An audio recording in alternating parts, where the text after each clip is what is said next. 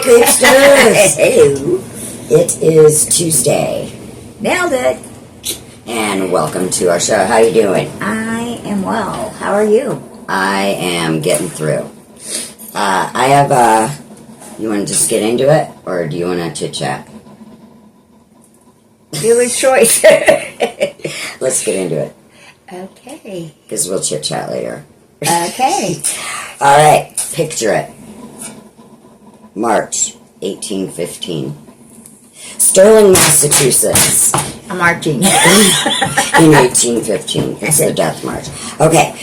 1815, Sterling, Massachusetts. A cold morning with frost still clinging to the barn walls. 9-year-old Mary Sawyer was helping her father with the morning chores when they discovered that one of their lambs had twins, but the one twin was dead, and the other one was really, really weak, and the father's like, even if we try, it probably won't survive. But Mary couldn't bear to watch the lamb die. She pleaded until her father finally relented, though he made it clear that he thought it was hopeless. Mary carried the freezing lamb into the house. Her mother, seeing her daughter's determination, agreed to let her try. Mary wrapped the lamb in old garments, held it close to the fireplace, cradling it through the long night. The lamb was so weak it couldn't even swallow at first. She didn't know if it would make it until morning, but Mary refused to give up. By dawn, against all odds, the lamb was standing. Over the next few days, with constant care, feeding it milk by hand, keeping it warm, nursing it back to strength, the little creature recovered completely. And then something magical happened. The lamb became utterly devoted to Mary. It recognized her voice. It came running when she called. And everywhere that Mary went, the lamb was sure to go. A few weeks later, on a spring morning, Mary was getting ready for school at the one-room Redstone schoolhouse. She called out to her lamb as she was leaving. It came trotting over immediately. Mary's mischievous brother, Nate, grinned. "Let's take the lamb to school." Mary hesitated. She knew it was against the rules, but the temptation was just too strong. She agreed. She tried to smuggle the lamb inside by hiding it in a large basket under her desk, hoping that it would stay quiet. So for a while it worked. The lamb nestled silently as the lesson began. Then Mary was called to the front of the classroom to recite. As she stood and began reading aloud, the lamb suddenly bleated loudly and leaped out from under her desk, following Mary to the front of the room. The classroom erupted. Students burst into laughter at the sight of a fluffy white lamb wandering the aisles, bleating and looking for Mary. Even the teacher, Polly Kimball, couldn't help but laugh, though she gently told Mary that the lamb would have to leave. Mary, embarrassed but smiling, led her lamb outside to wait in a shed until school ended. She thought it would be the end of it, a funny story to tell her parents at dinner. But someone else was watching. Among the visitors at school that day was John Ralston Jr., a college-bound student staying with his uncle, the local minister. He was charmed by the sight of Mary's devoted lamb following her into the schoolhouse. So the next day, John rode his horse across the fields to the little schoolhouse and handed Mary a slip of paper. On it, he had written 3 simple stanzas. Mary had a little lamb. Its fleece was white as snow, and everywhere that Mary went, the lamb was sure to go. It followed her to school one day. That was against the rule. It made the children laugh and play to see a lamb at school. Mary treasured that piece of paper for years. The lamb lived to be 4 years old. Okay. And Mary's mother saved some of the lamb's wool and knitted stockings for Mary.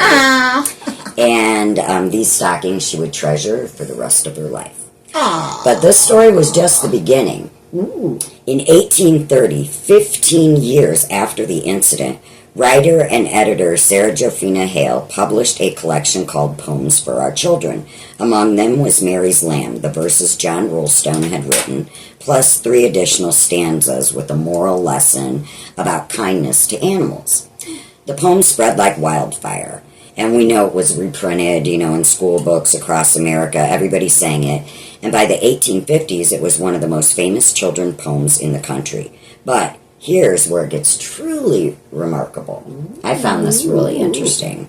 Sorry if y'all are bored. All right, in 1877, 62 years after Mary saved that little lamb, inventor Thomas Edison was testing his brand new phonograph. The first machine, what were you going to say? I'm just thinking the wrong inventor. Trying his new electric out No, on the lamb. No. electrocuted the lamb. No, Thomas Edison was testing his brand new phonograph, the first machine ever capable of recording and playing back sound. He needed something to recite to test if it worked. So he chose Mary Had a Little Lamb. I think I have heard that, yeah. I didn't know. Edison's voice reciting those words became the first audio recording in human history. Yay! So that's pretty cool. And so the poem that began with a 9-year-old girl's compassion became the first sound ever captured by technology. So, as for Mary, the real Mary, she lived a long, quiet life. She married, raised a family, and she rarely even talked about the poem at all. What? Until age 70, in 1876, Mary came forward publicly with Boston's historic Old South Meeting House. They needed funds for preservation. So she donated the stockings that her mother made her from the lamb's wool decades earlier. And then she sold autographed cards tied with yarn from the stockings. And they had a tag on it that said, "I am the Mary. This is my lamb's wool." And so people were astonished that the woman behind the nursery rhyme was real and still alive. Mary Sawyer died in 1889 at age 83, and today a statue of her little lamb stands in Sterling, Massachusetts, commemorating the day a little girl's compassion created one of the most enduring stories in children's literature. 2 questions. Yes, ma'am. 1, did they ever name the lamb? It didn't say. And 2, why did they never finish the rest of... Didn't you say they added more to the poem? Well, it's in... If you look it up, like in children's literature or whatever, then they added like 3 more stanzas or something. Roger Wilco. All right. Time for serial killers. Are Madam. we ready? We are ready. I just wanted to make sure I was on. I'm ready. Let's get Creepy! Okay, this All is right. a short one. Let's get creepy. This one is a short like us. It's short, just like us. Yay. Okay, so do we know why the world does not see as many serial killers as it used to? I really picked a bad topic. It's Why? hard to say. Serial Words are killers. so hard. Words are hard. Serial killers. I'm just going to say SKs. Scuzz. Scuzz! They're scuzzes. Yeah. Get it? Scuzz. Yeah. All right. Okay, do you know why there's not as many today? So why there's not as many today? Well, we don't see as many today. Why? Well, because of technology, basically. Because they get away with it more? No, because of technology, our technology today. There's better technology, so we To catch find them them. more, yeah. Gotcha. Okay. Blah, blah. Forensic, CCTV, DNA. So are you saying that basically because of technology, it stopped them from Yeah. committing multiple? I think we're catching them faster before they can become serial SKs. Scuzzes? Scuzzes. Yes. Yeah. I think that's what they're saying because they're saying during 1970s and 1970s. yeah, between right? 1970s and 80s, there has been a broader. They're able to catch more in those times. Oh, because they have like Because DNA of and the- forensic. Yes, because of all the updated technology. Right. Because they can just scan it real quick. Yeah, they can. Plus, now, anytime you go to jail for any felony whatsoever, you get your DNA swabbed automatically. Oh, yeah. So You're in the now database. you're already in the database. So now if there's any forensics left behind, or DNA left behind, it's easier to catch. Yeah.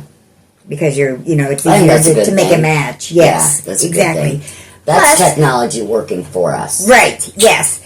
And technology kind of working for or against, depending on. My little conspiracy theory is when you do 23andMe or all those I other am ones. with you. I will never do I'm that. just saying. Because now they've got all your stuff. And that's another reason why I mean, never... It could be good, could be bad, but, I'm just saying. Well, like when we had Boomer, Yeah. we always wanted to do... Because we didn't know fully what he was. We just assumed he was a Pitsky, like husky. Right. Because he had husky qualities and pit qualities. But we never did a DNA. Right. Because what if... Okay, now he has pit bull in him. It's in the database. And say they outlaw pit bulls. Are they coming to get my dog? Right. You know what I mean? Yeah. So I'm not doing Yeah. any of that. Right. Mm-mm. I mean, it could be good. The only way it could be good as far as, like, if you are adopted or whatever and you need, Yeah. like a Medical. liver, a kidney, or a liver, a kidney, or, You can whatever. need a liver, right? Or, I don't know. I don't know. Whatever. There's liver transplants. Yeah, there is. Oh. Yeah, Yeah. Anywho. they do. Or, something like that. Or, I don't know. Nowadays it's so crazy. You might want one to make sure you're not going to end up Marrying. dating your brother or sister. Yeah. Just saying. Yeah. But anywho, so that was today's lesson on SKs. Scuzzes. Yippee! Yeah. Trust no one. No one. Welcome I to said Kindness no Corner. one. Trust no one. Just kidding. Okay. I have one kindness that, well, not just one kindness, but I have a kindness. Thank you to Dustin. He was the man in charge of letting us be there when we had to put Boomer down. So we got to be there with him instead of them just putting him down. So thank you, Dustin. That was very human of you, and I appreciate it. And now, do you have any kindnesses first? I know, just forgetting about you. It's all me. Because it's all about It's all about the Shelley Show. No, thanks to my husband for keeping a roof over my house, my head, A whatever. roof over your house? It's over your house. Yeah, roof over my head, food in my belly, Absolutely. car under my feet. Like a Flintstone. Flintstone mobile, no. And, I guess, I don't know. And the big guy upstairs Yeah, for always. everything, and you creepsters. Yes, thank you. Now, I have a kindness for you. Uh-oh. Because I love you, and I want to thank Right back you at for being there for me. Same. Okay, first of all, my mom gives me these, which she gets from her friend, and then I give them to Polly. People magazine. Yeah. Oh my gosh. I'm giving presents today. Elizabeth. This, okay. Oh, because Reba's in it. Right? Yes. I was going to say, Elizabeth. No, you don't like Because her. of Reba. Reba's That's in better. it. Reba. Reba's in it. All right. Number She two. should actually be, whatever. Yeah, I'm just Reba saying. should be the big one on the front. Okay. Liz Taylor, so yesterday. So, yeah. Okay, my mom's mom, my grandma Shaw, she used to play bingo and stuff, and she, those trolls. Okay? And I know, You're calling me a troll. no, but you always wear cute stuff like when we used to serve, we wear cute little earrings and stuff for the holidays. Mm-hmm. So these were my grandma's. They're trolls. They're earrings for you to wear at work. There's those. Egg roll. And then this, just because it's cute. It's a pin. Ooh, yay. I'll put that in my... I think he's cute. So. Yay. And Thanks. I came across these Kit Kats. Oh, This my is the goodness. this is the important one. Uh-oh. I came across these Kit Kats, and I immediately Uh-oh. thought of you because, you know, they're Chinese Kit Kats. Let me show them. They're Chinese, just like Papa's it? not. So, Get it? The lady? I said because of you know. Yeah. If you, the lady. You know, if you know, you know. Maybe if you watch the show, you know what we were talking about. Yeah. But those are your treats, my love. Thank you. So, She gets me. I actually do have kindness, though. Thank you to all my friends and family, you included, for everybody just being there for me. I've had a tumultuous time since Halloween. I don't even want to celebrate Halloween anymore. And if you know me, that's nuts, right? But my friends and family have been here for me. And so I just want to thank you. And thank you, and I love you all. And thank you guys for watching. And thank you, Tammy. Tammy is the only one that, which I want to read her comments, but I'm using my phone there. But my sister Tammy, she's one of our #1 fans. Yeah. And she actually answered the poll. She agrees with us. Yeah, she said, shame on that mother. And that mother needs to realize exactly who her son was. You know. Tammy, you are awesome. I love you, Tammy. We love you, Tammy. You're our favorite. Mwah. We love you. And of course, I love you more than because you're my sister. But, so, you are awesome, Tammy. My babe. I don't really know anything else to talk about. I've been really, like, just meh all week. So I got nothing, man. I got nothing that would cheer you up. I've just been on one all week because I'm just a crazy girl. I've just been trying to decorate for Christmas. I know it's really early, but I'm trying to put some light into this My house a little bit. Snoopy was out the other day when I came home. Oh, hold on. Talk Uh-oh. amongst yourselves. Yeah. Just for a minute. Here I come. Oh, yeah, I can't sing. Well, I can't sing anyways, but... Oh, I do have to say one thing. Happy birthday to my mommy. Yes, happy birthday. Happy 89th birthday, Mommy. I love you so very much. Love you.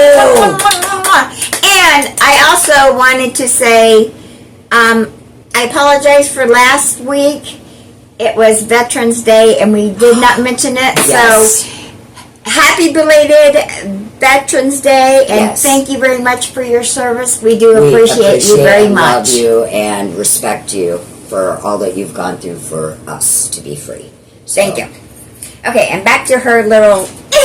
Last Snoopy! week I said I made a Snoopy craft. Yeah. Snoopy! And then you Hold put... it up. Snoopy, there we go. Okay, Snoopy and Woodstock. He's the Red Baron. Or he's the...